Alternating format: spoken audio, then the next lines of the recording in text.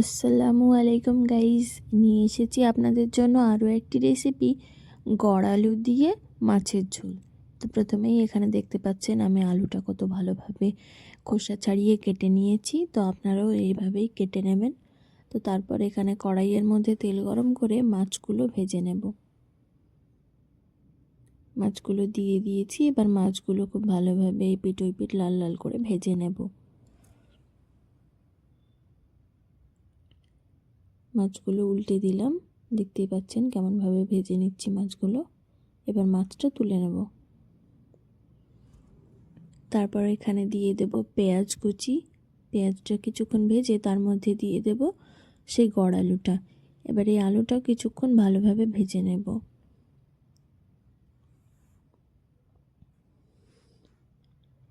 এবার এর মধ্যে দিয়ে দিলাম লবণ আর দিয়ে দেব একটুখানি হলুদ। এবার লবণ হলুদ দিয়েও আলুটাকে বেশ কিছুক্ষণ ভেজে নেব।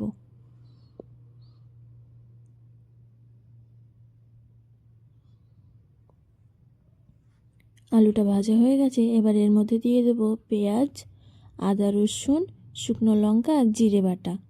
এবার সব কিছু দিয়ে খুব ভালোভাবে মশলাটা কষে নেব।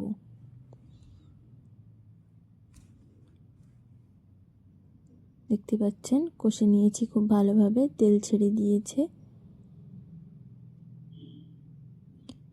এবার এর মধ্যে দিয়ে দেব গরম জল। গরম জলটা দিয়ে কিছুক্ষণ নেড়ে ঢেকে সেদ্ধ করে নেব। সেদ্ধ হয়ে গেছে, এই যে দেখতেই পাচ্ছেন আমাদের আলু সেদ্ধ হয়ে গেছে।